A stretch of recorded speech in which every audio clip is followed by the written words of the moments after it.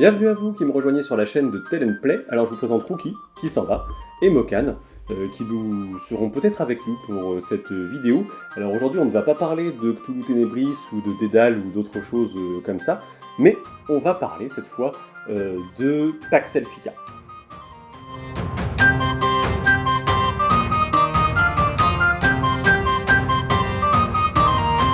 Et oui, le temps du générique, les chats sont déjà partis. Alors on va causer non pas de la campagne pour une fois, mais on va parler du Lanternier, le roman écrit par Pierre Grimbert dans l'univers de Pax Elfica qui est sorti il y a une dizaine de jours maintenant. Et on va faire une petite review, d'abord sans spoiler, puis avec quelques éléments de spoil concernant l'intrigue et la campagne, puisque l'idée est quand même de permettre aux MJ qui regarderaient cette vidéo de savoir dans quoi ils peuvent se lancer avec Pax Elfica, et puis ça me permet aussi de développer mon avis, puisque avec des spoils, eh bien, effectivement, ça me permet d'en dire un petit peu plus.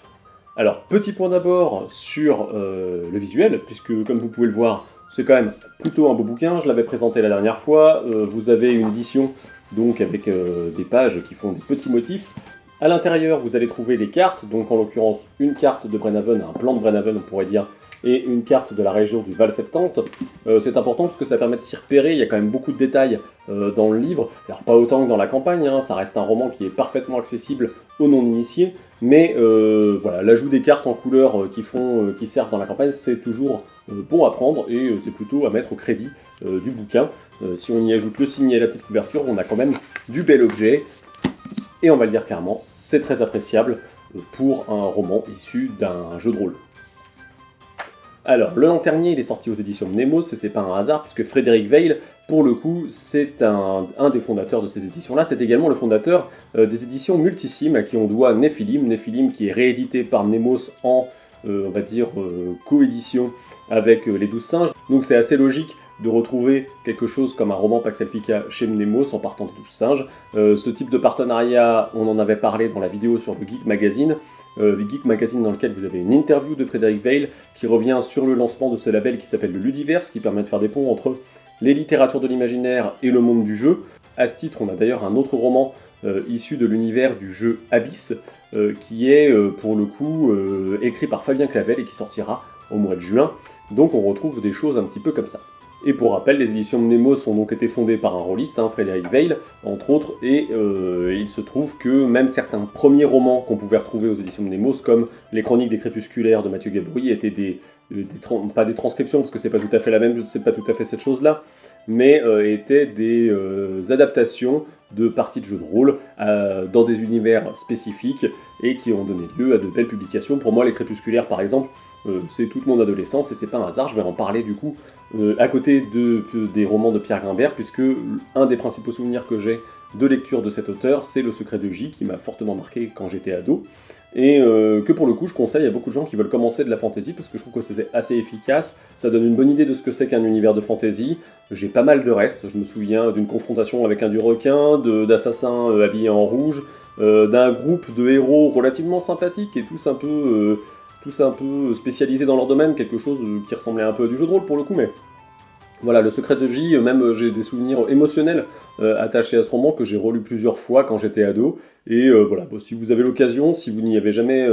prêté un œil, j'ai aussi lu La Malrune dans la foulée, et depuis je m'étais un peu perdu de vue avec Pierre Grimbert, j'étais donc assez curieux de retrouver cet auteur que je n'avais pas lu depuis un certain temps. D'un autre côté, pour parler un peu de mon passif, Pax Elfica c'est une campagne que j'ai masterisée pendant 165 heures avec une table de jeu, et on en est ressorti enchanté, c'est vraiment une de nos meilleures expériences de jeu de rôle, on en reparle souvent, j'en ai déjà détaillé un petit peu les contours sur mon blog comme dans une première vidéo, mais j'aurai l'occasion d'y revenir un peu plus tard. Donc j'avais beaucoup d'attentes vis-à-vis du projet du Lanternier pour le coup, des attentes et des craintes également, puisque comme on avait beaucoup aimé cet univers-là, et comme j'ai beaucoup aimé cet univers-là et ce qu'on a pu y développer comme histoire, comme intrigue narrative, c'est toujours avec un peu d'appréhension qu'on y replonge quand on nous propose un préquel. Parce que Le Lanternier, c'est un préquel à la campagne de Pax Elfica. C'est une histoire qui permet de rentrer dans l'univers, plus calmement peut-être qu'en lisant un guide du joueur, qui permet petit à petit d'appréhender tout ce qui est du contexte politique de Pax Elfica parce que c'est bien de la fantasy, c'est même de la fantasy comme j'en avais pas lu depuis un certain temps, avec des nains, avec des elfes, avec toutes ces choses-là qui sont un peu classiques aujourd'hui et qui ont pourtant leur cadre bien spécifique. Alors de quoi ça parle, le Lanternier? Pour ceux qui arriveraient ici par hasard, on va y suivre en fait un personnage qui s'appelle Tolan Dunkar et sa femme Galae Dunkar, qui sont des nains,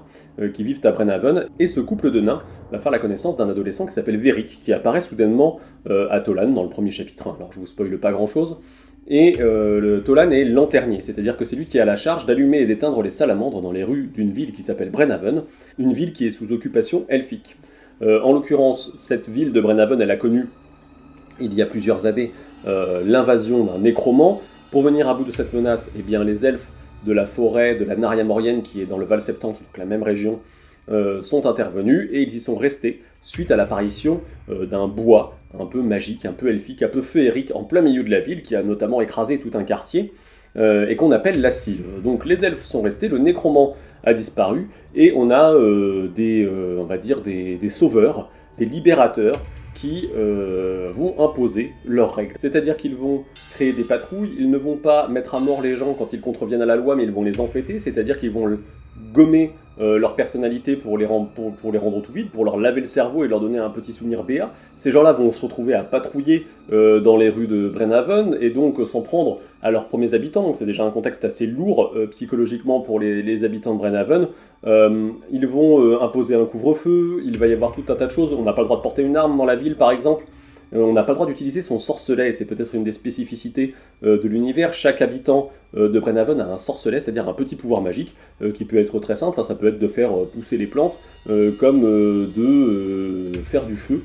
par exemple, de souffler du feu. On a d'autres choses, un peu de télékinésie, enfin il y en a tout un tas de sortes diverses et variées qui sont détaillées en tout cas dans le manuel de la campagne. En l'occurrence ici,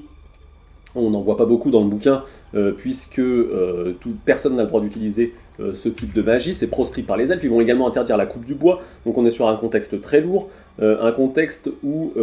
Tolan et Galae vont essayer de survivre, et c'est bien ça qui fait l'originalité du roman, à mon sens, c'est qu'on a d'une part de la fantaisie très classique avec des elfes, avec des nains, avec de la magie, avec un ancien dragon, avec des anciens sauveurs et tout ça, mais on n'est pas dans une histoire d'élus, de prophéties, on est juste avec des habitants, pour le coup, qui essayent de survivre à une menace qui leur pèse dessus. Alors bien évidemment, tout ça, ça fait écho d'une part à l'Allemagne nazie, mais on pourrait peut-être pousser un peu plus loin, c'est presque un peu comme si on était à Berlin à la fin de la Seconde Guerre mondiale, c'est-à-dire que les nazis, on pourrait les comparer aux forces du nécromant, et pour le coup ce sont les alliés qui sont arrivés sur place et qui sont restés, qui ont imposé leurs propres lois dans Berlin. Donc on est plutôt dans ce contexte-là, un contexte pesant, et ça en fait un cadre suffisamment original pour tenter l'aventure. Alors, est-ce que c'est réussi d'utiliser le cadre de la campagne pour écrire une histoire? La réponse pour moi est oui, hein, pour le coup. On y suit les aventures de Tolan Dunkar,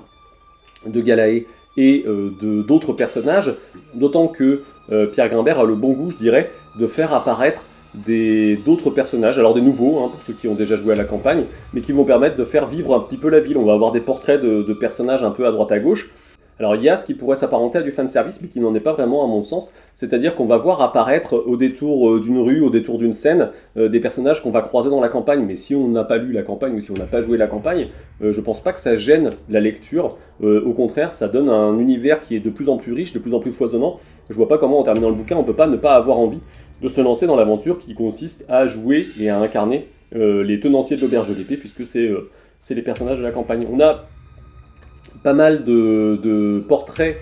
qui sont assez délicieux. Moi j'aime beaucoup, il y a un nouvel elfe dedans, il y a un méchant qui n'apparaît pas dans la campagne, qui s'appelle Erwan Hadar, qui est globalement, c'est comme si vous preniez tous les Malfoy dans Harry Potter, que vous les passiez dans un mixeur et que vous sortiez que les côtés négatifs de ces personnages. Il est délicieusement odieux, il n'y a pas d'autre terme. C'est le genre de perso, moi, à titre personnel, que je kiffe incarner pour mettre la pression à mes joueurs, et je crois que eux adorent les détester. Donc je suis vraiment content que ça apparaisse, parce que c'est vraiment comme ça que je percevais la campagne, et j'ai vraiment l'impression de revenir à la maison dans ce Brenhaven.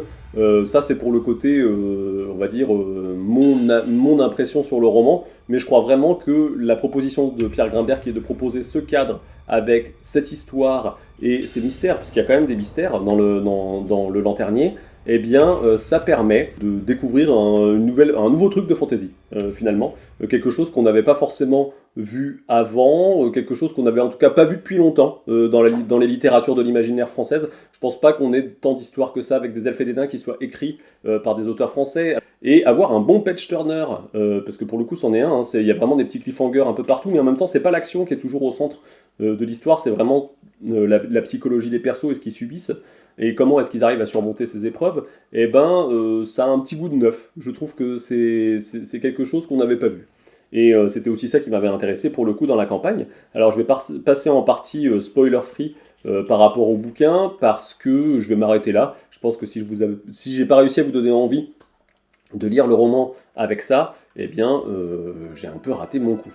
Alors pour ceux qui voudraient lire le roman pour aborder la campagne, que ce soit du côté MJ ou du côté PJ, eh bien sachez que ça se fait très bien. La découverte de l'univers, plutôt que de nous mettre des bons gros morceaux de description de world building, Pierre Grimbert préfère tout présenter in media res, c'est-à-dire que les personnages qu'on va croiser à l'auberge du pont dans la campagne, plutôt que d'avoir leur descriptif un peu, on va dire en termes de portrait et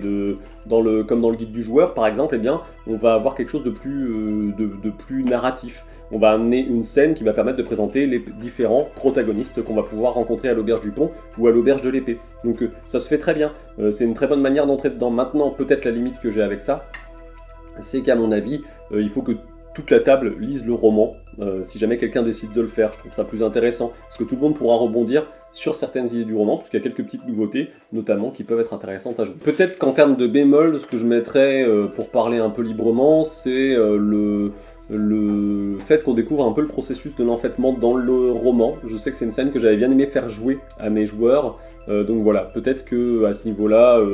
c'est pas. Alors il y a des gens qui jugeront peut-être que c'est pas très grave de découvrir ça dans le roman, et de toute façon il y a tellement d'informations que les PJ auront peut-être oublié, mais voilà, bon, c'est peut-être le bémol que je mettrais, mais une fois de plus, je n'ai pas connu de cadre de campagne où j'ai fait lire le roman avant, donc je peux pas savoir exactement comment peuvent réagir des PJ. Et dans les petits bémols d'écriture, je dirais que pour parler des armées défaites du nécromant, Pierre Grimbert utilise le mot zombie. C'est un mot que je n'aime pas trop.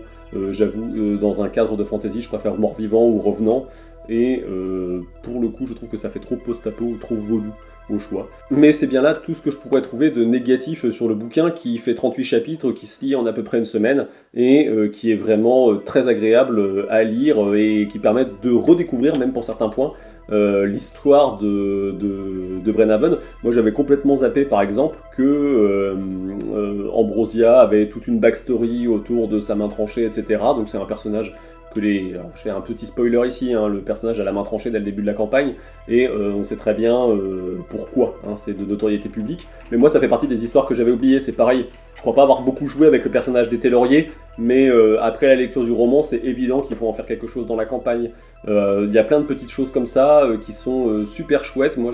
j'étais vraiment content de retourner à Brenhaven et de redécouvrir un petit peu tout ça. Alors maintenant, comment est-ce que ça peut s'intégrer dans la campagne? Je suis désolé, il y a l'octodon qui fait du bruit. Si vous ne savez pas ce que c'est un octodon, je vous mets une photo maintenant. Alors maintenant, comment est-ce que ça peut s'intégrer dans la campagne, tout ça? Alors il y a un petit PDF qui est sorti qui permet de patcher un petit peu la situation de départ à l'auberge de l'épée, la première soirée à l'auberge de l'épée qui ouvre du coup cette longue suite d'événements que constitue Pax Elfica. Et en l'occurrence, il y a une petite origin story. Je ne vais pas révéler en quoi, mais on explique un peu mieux pourquoi l'auberge de l'épée est dans cette situation au début de l'histoire. On a quelques pistes qui sont données dans le petit PDF, là justement pour intégrer le lanternier à Pax Elfica. Il y a également la possibilité d'intégrer directement, alors si jamais il n'y a que le MJ par exemple qui a lu le bouquin, il y a la possibilité d'intégrer directement les événements qui sont constitués dans le lanternier en parallèle de ce qui se passe dans Pax, et pour le coup, il y a du boulot, hein. On va pas se le cacher, puisqu'il va presque falloir ajouter un 5e arc narratif à Pax Elfica, qui est déjà une campagne assez dense, mais voilà, il y a de quoi faire des clins d'œil, il y a des petits profils, il y a vraiment de la matière à utiliser en mode bac à sable dans ce petit PDF gratuit sur le site des 12 singes, pour venir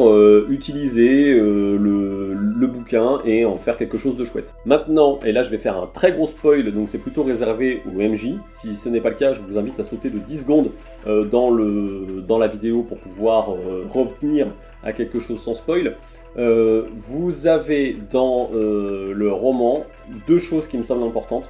D'une part, des personnages qui osent sortir la nuit, et ça c'est très important, si vos joueurs lisent le roman, ils auront moins de problèmes à sortir chercher Klaus dans la première scène. Et deuxième chose, l'histoire, et alors là c'est vraiment un gros spoil sur l'intrigue même du roman, je vous invite vraiment à sauter, c'est vraiment juste pour les gens qui auraient terminé la lecture du Lanternier. Ce que je trouve super chouette, c'est que ça permet également de mettre un terme pour les joueurs qui auraient lu le bouquin à tout ce qui pourrait assimiler Ragnar au nécromant, et par conséquent ça permet de vraiment enterrer l'hypothèse du retour du nécromant, en tout cas sous la forme que Brenhaven a déjà connue. Voilà. Donc je vais pas aller plus loin, ceux qui ont lu sauront, ceux qui n'ont pas lu, vous êtes spoilés, tant pis pour vous, je vous avais prévenu.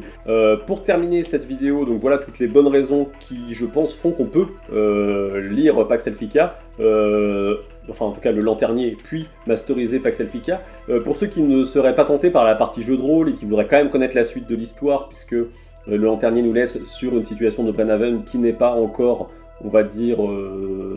désamorcée, pour ça il y aura une réponse le 17 mai, puisque la campagne fait l'objet d'une adaptation en BD chez le Lombard. Alors pour le coup, l'auteur, le scénariste est Cédric Mayen,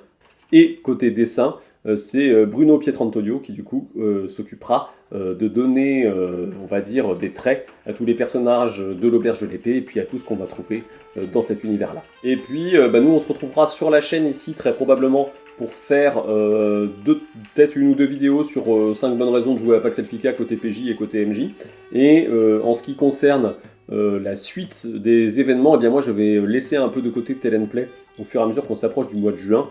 pour aller vers la garde de nuit, puisque la saison 2 de House of the Dragon se rapproche, et du coup, ayant prononcé mes vœux de la garde de nuit en 2006, je me dois d'aller m'occuper de tout ce qui entoure la diffusion, que ce soit avec des podcasts, des Twitch, des articles et tout un tas d'autres choses. D'ici là, portez-vous bien où que vous soyez, et je vous souhaite un bon séjour à Brenhaven ou sur la route.